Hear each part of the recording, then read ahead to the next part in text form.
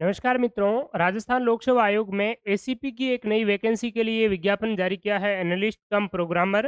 तो इस वैकेंसी के लिए क्या योग्यता है, कब से ऑनलाइन आवेदन स्टार्ट हो रहे हैं, कौन-कौन इसके लिए फॉर्म भर सकते हैं और साथ ही साथ इसका डिटेल में सिलेबस क्या रहने वाला है, उस पर हम कंप्लीटली चर्चा करेंगे। और साथ ही साथ इसके लिए आपकी अच्छी तैयारी के लिए कुछ जो चीज़ें हैं, कुछ स्टडी मटेरियल है, वो भी आप कहाँ से क्या प्राप्त करेंगे, उस पर भी हम वो कंप्लीटली चर्चा करेंगे।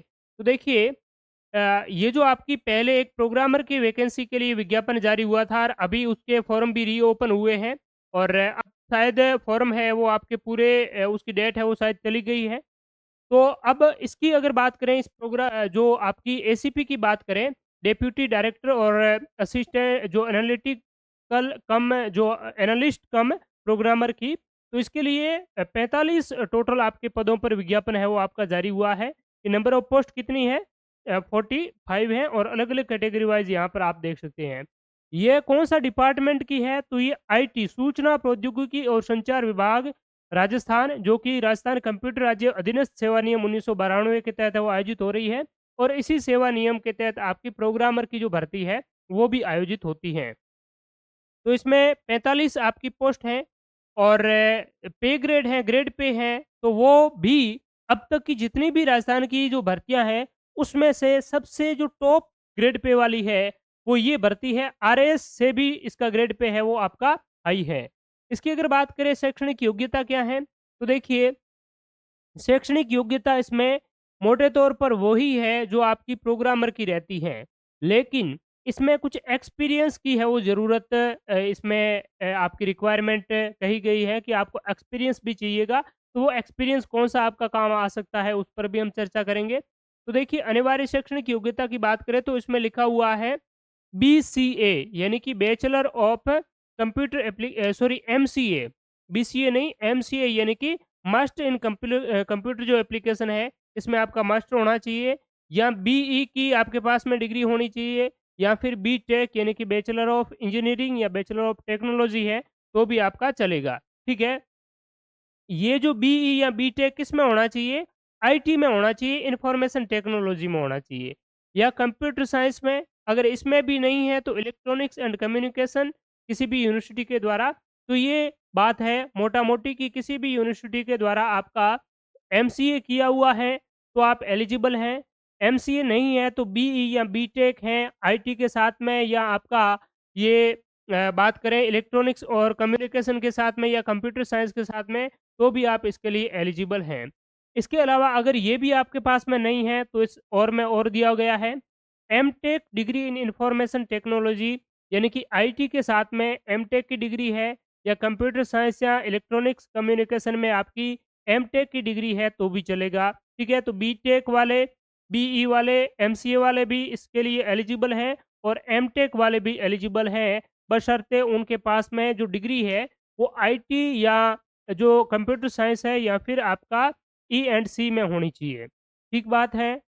तो ये तो हो गई इसकी एलिजिबिलिटी की। इसके अलावा एक और है कि अगर किसी ने एमबीए किया है आईटी के साथ में, तो वो भी इसके लिए क्या है, क्वालिफ़ाइड है, एलिजिबल हैं। लेकिन इसके साथ में एक और आपका जो चीज़ ऐड की हुई है, यानी कि इतनी ये जो क्वालिफ़िकेशन है, ये तो आपकी प्रोग्रामर की भी रहती है, ठीक है? प्रोग्रामर की यही क्वालिफ़िकेशन है, इसके अलावा आपकी कुछ नहीं है, एक्सपीरियंस की उसमें आवश्यकता नहीं है। इसकी अगर बात करें, तो इसमें आपका 3 साल का post qualification 3 year post qualification relevant work experience in legal entity such as government या ऑर्गनाइज़ेशन यानी कि किसी भी प्रकार की जो आपकी कंपनी है, वो एक रिकॉग्नाइज़्ड कंपनी होनी चाहिए, चाहे प्राइवेट हो या गवर्नमेंट हो। तो उसमें या किसी डिपार्टमेंट में आपका 3 साल का है, वो एक्सपीरियंस होना चाहिए। पोस्ट क्वालिफ़िकेशन यानी कि ये क्वालिफ़िकेशन हो गई और उस क्वालिफ़िकेशन के बाद में आपका 3 साल का अगर आपके पास में एक्सपीरियंस है, तो ही आप इसके लिए आवेदन है वो कर सकते हैं। तो ये आपके मेनली अगर बात करें, तो किसी जो आपकी कंपनी है, ठीक है? उस कंपनी में आपने है वो 3 साल जॉब की है इस डिग्री डिप्लोमा के बाद में, तो एलिजिबल हैं या फिर आप प्रोग्रामर रह चुके हैं 3 साल, तो इसके लिए आप एलिजिबल होंगे ही। इसके अलावा बात करें तो इन्फॉर्मेटिक्स असिस्टेंट के रूप में भी अगर आपने 3 साल सेवा दी है, तो भी आप इसके लिए एलिजिबल हो सकते हैं, क्योंकि इन्फॉर्मेटिक्स असिस्टेंट भी इसी डिपार्टमेंट में रहते हैं और उन्हीं का लगभग यही आपका काम होता है, सूचना सहायक का। ठीक है? तो सूचना सहायक के अभ्यर्थी, अगर ये आपके पास में डिग्री डिप्लोमा है, तो एक बार आप अपने एचओडी से ज़रूर है वो इस संबंध में राय ले लीजिए, संपर्क कर लीजिए और लास्ट में इसका एक बात करें तो आपका फॉर्मेट है वो दिया हुआ है कि क्वालिफ़िकेशन के लिए क्या आपको वहाँ पर है वो आरपीएससी में जमा करवाना है, तो वो भी हम है वो डिस्कस करेंगे। तो ये आपकी इसकी क्वालिफ़िकेशन एक्सपीरियंस। दूसरी बात है कि इस भर्ती में बहुत सारी भर्तियाँ ऐसी होती है जिसमें आपके जो अ, डिग्री या डिप्लोमा है वो अपीयरिंग वाले भी भर सकते हैं। लेकिन इसमें ध्यान रखना है कि ये पोस्ट क्वालिफ़िकेशन आपका एक्सपीरियंस माँगा गया है, तो इसका मतलब ये होता है कि आपका जो एक्सपीरियंस जो है, वो आप जब एग्ज़ाम इसकी जो डेट यानी कि इसका फॉर्म भरने की जो लास्ट डेट है, उस लास्ट डेट से पहले तक आपका क्वालिफ़िकेशन है वो कंप्लीट है वो हो जानी चाहिए। अगर आपकी क्वालिफ़िकेशन कंप्लीट नहीं हुई है और आप आवेदन करते हैं, तो इस संबंध में आरपीएससी के द्वारा आपके समक्ष आपके विरुद्ध लीगल एक्शन लिया जा सकता है, तो इस बात का विशेष ख़्याल रखिएगा। आगे बात करते हैं हम शैक्षणिक योग्यता इसकी क्या है? तो देखिए, शैक्षणिक अर्हता संबंधी ये हमने चीज़ें देख ही ली हैं और ये कब तक है, तो यहाँ पर क्लियरली दिया हुआ है कि अनुभव आवेदन पत्र प्राप्ति की अंतिम दिनांक तक प्राप्त है वो होना चाहिए, ठीक है? और अगर नहीं है तो ऐसा अभ्यर्थी है वो अपात्र माना जाएगा। पे मैट्रिक्स लेवल बहुत ही शानदार ज़बरदस्त है, L16 दे रखा है इसका पे मैट्रिक्स लेवल, जो कि लगभग आज तक की जितनी भी जो मैंने वैकेंसीज़ देखी है उसमें लगभग सबसे अधिक है वो इसका मुझे देखने को मिल रहा है। 1 जनवरी 2025 से आपकी एज लिमिट काउंट होगी, 21 से 40 वर्ष तक की आपकी है वो इसमें आयु सीमा रहने वाली है। और अगर बात करें तो ऊपरी आयु सीमा में 3 वर्ष की छूट दी गई है, क्योंकि ये काफ़ी 2014 में पहले वो आई थी। तो 2014 वाला और इसकी आरपीएससी के द्वारा जितने भी जो पेपर्स अब तक हुए हैं, वो सारे पेपर्स जो आपका प्रथम प्रश्न पत्र है, सेकंड प्रश्न पत्र है, वो दोनों ही इसका सिलेबस एक ही जैसा है 14 वाली का और इस वाली का। ठीक है? तो वो सारे के सारे पेपर्स आपको कहाँ मिलेंगे, वो भी मैं वीडियो के अंत में आपको कंप्लीट जानकारी है वो दूँगा, जो आपकी इस परीक्षा के लिए बहुत ही उपयोगी और मील का पत्थर है वो साबित होने वाले हैं। देखिए, ये तो इसकी बात हो गई, चयन प्रक्रिया क्या होगी, तो अभ्यर्थियों का चयन लिखित परीक्षा के माध्यम से किया जाएगा। आवश्यकता पड़ने पर आयोग उत्तर पुस्तिका के मूल्यांकन में स्केलिंग या मॉडरेशन नॉर्मलाइजेशन की प्रक्रिया भी अपनाई जा सकती है। तो इसमें आपका कोई इंटरव्यू इत्यादि नहीं रहने वाला है, सीधा लिखित परीक्षा के माध्यम से आपका सिलेक्शन है वो होने वाला है। परीक्षा का माह तो अभी तक इन्होंने बताया नहीं है और अब तक आरपीएससी का जो कैलेंडर है, उसमें मई-जून तक के जो एग्ज़ाम्स हैं, वो जो कैलेंडर है मई-जून तक तो फुल हो चुका है, तो आप मान कर के चलिए कि अगले साल इन्हीं दिनों यानी कि 1 साल आपके पास में है इसके लिए तैयारी करने के लिए, तो आप सभी जो इसके लिए एलिजिबल है वो प्रोग्रामर का देंगे ही। तो प्रोग्रामर का एग्ज़ाम डेट है वो जारी हो चुकी है, तो प्रोग्रामर की एग्ज़ाम डेट के अनुसार टारगेट लेते हुए आप इसकी तैयारी जारी रखिएगा। आवेदन की दिनांक है 16 जुलाई से ऑनलाइन आवेदन आपके स्टार्ट हो रहे हैं और 14 अगस्त रात्रि 12 बजे तक आप ऑनलाइन आवेदन कर सकेंगे। ओटीआर की वन टाइम रजिस्ट्रेशन वाली जो आपकी प्रोसीडर है, इसमें आपको केवल एक ही बार फीस है वो देना है, बार-बार आपको फीस भरने की आवश्यकता इसमें नहीं है। ये आपका सिलेबस फॉर कॉम्पिटिटिव एग्ज़ाम्स की बात करें तो इसका किस प्रकार से रहने वाला है, तो प्रोग्रामर भी में भी 2 पेपर होते हैं, इसमें भी 2 पेपर हैं। पेपर फर्स्ट 100 मार्क्स का होगा और 2 इसमें घंटे का समय आपको दिया जाएगा। सेकंड पेपर भी 100 मार्क्स का होगा, 2 घंटे का समय दिया जाएगा। मिनिमम क्वालिफाइंग मार्क्स की बात करें तो आपके कैंडिडेट की 40% एग्रीगेट यानी कि दोनों पेपर में मिलाकर के आपकी 40 परसेंटेज मिनिमम क्वालिफाइंग मार्क्स होने चाहिए और बात करें तो अदर जो कैंडिडेट्स हैं, ठीक है, कैंडिडेट्स बिलोंग टू शेड्यूल जो कास्ट है, शेड्यूल ट्राइब्स है, उसको 36 परसेंटेज जो मार्क्स हैं, वो एग्रीगेट है वो लाने होंगे। तो ये आपकी इसमें दिया हुआ है। बात करें तो मिनिमम क्वालिफाइंग मार्क्स की बात यहाँ पर की गई है।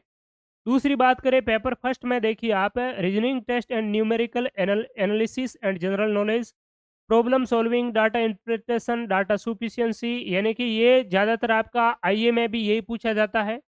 प्रोग्रामर में भी यही है, इसमें भी यही है। ठीक है? तो फर्स्ट पेपर ऐसा ही है। डीबीएमएस से संबंधित कंप्यूटर के सवाल आएँगे और डाटा कम्युनिकेशन, कंप्यूटर नेटवर्क ये रहेगा कुल मिलाकर के फर्स्ट पेपर आपका। सेकंड पेपर की बात करें तो सेकंड पेपर में system analysis and design, software project manager, ठीक है? और जनरल गाइड यहाँ पर है वो कुछ दी हुई है, ठीक है? द स्टैंडर्ड ऑफ पेपर यानी कि पेपर का स्टैंडर्ड कैसा रहेगा? तो यूनिवर्सिटी के द्वारा जो आपकी डिग्री के एग्ज़ामिनेशन होते हैं, उस स्टैंडर्ड का आपका है वो पेपर रहेगा, यानी कि ग्रेजुएशन लेवल का पेपर का स्टैंडर्ड है वो आपका रहने वाला है। 5 ऑप्शन मिलेंगे, ये सारी जो बातें हैं, वो आपको पता ही है खैर। दूसरी बात यहाँ पर लास्ट में आपकी मेन एक्सपीरियंस वाली है वो देख लेते हैं, और उसके बाद में जो डिटेल वाला 2014 वाला सिलेबस कैसा था वो भी मैं आपको है वो बता देता हूँ। तो देखिए, आप एक्सपीरियंस यानी कि जहाँ पर भी आपने सेवा दी है, तो वहाँ का गवर्नमेंट ऑर्गेनाइज़ेशन या कोई लीगल एंटिटी होनी चाहिए, ठीक है? गवर्नमेंट अंडरटेकिंग, पब्लिक लिमिटेड या प्राइवेट लिमिटेड कोई भी जो कंपनी है, उसके आपने वहाँ 3 साल आपने अगर जॉब की है, तो वो आपको इस प्रकार का पूरा आप वहाँ लिखवा कर लाना है, आपको पत्रावली क्रमांक लिखना है, प्रेषित क्रमांक उनका, डेट लिखनी है, ठीक है? आपका नाम इत्यादि, डेट ऑफ बर्थ पूरा है, आपने पद का क्या नाम यानी कि किस पद पर आप रहे हैं, पदस्थापन की जो स्थान है वो कौन-सा है, कब से कब तक आप रहे हैं, वेतन आपको कितना मिला है और आपने क्या-क्या काम किया है, ठीक है? और पूरा सेवा काल इत्यादि का योग लिख कर के आपको जो आपका कॉम्पिटेंट अथॉरिटी है, सक्षम अधिकारी है, उसके माध्यम से वेरीफ़ाई करवा करके आपको है वो जमा करवाना होगा। तो ये बात है, ये अगर कोई आईए के जो आप अभी सेवारत हैं, 3 साल आपके हो गए हैं, तो अपने एचओडी से ज़रूर आप पूछ लीजिए कि क्या इसके लिए एलिजिबल है या नहीं है, और हो सके तो आप इस डिपार्टमेंट से ही, क्योंकि आप इसी डिपार्टमेंट के हैं आईए वाले तो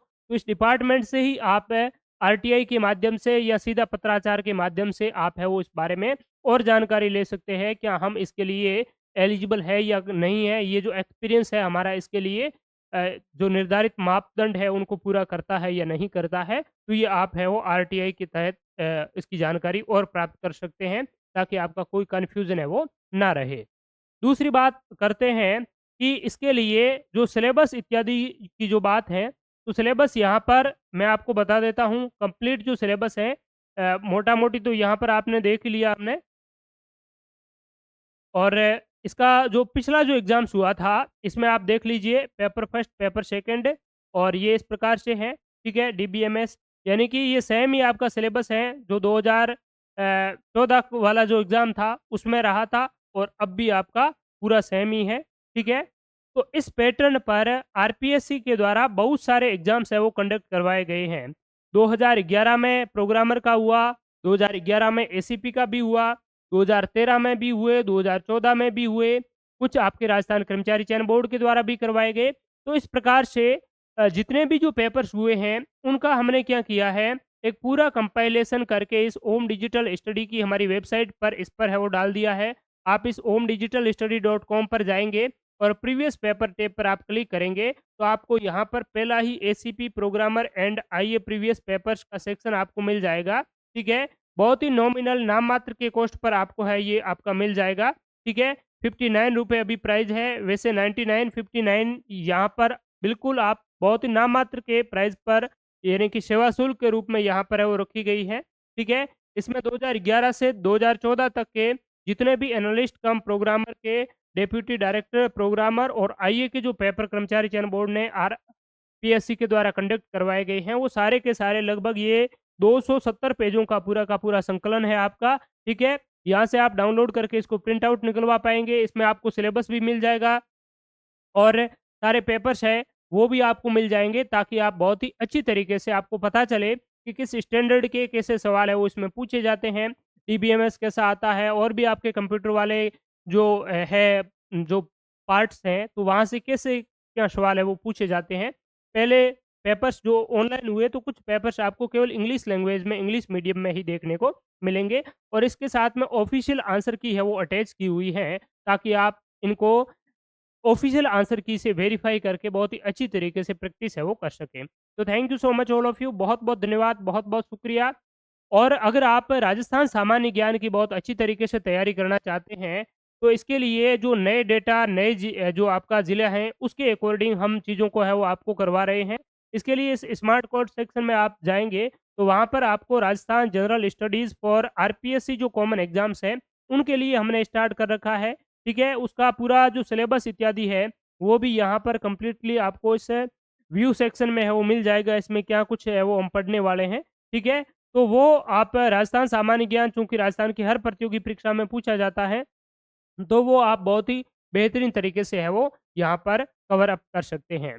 तो thank you so much all of you. बहुत-बहुत धन्यवाद सभी का। शुक्रिया, नमस्कार।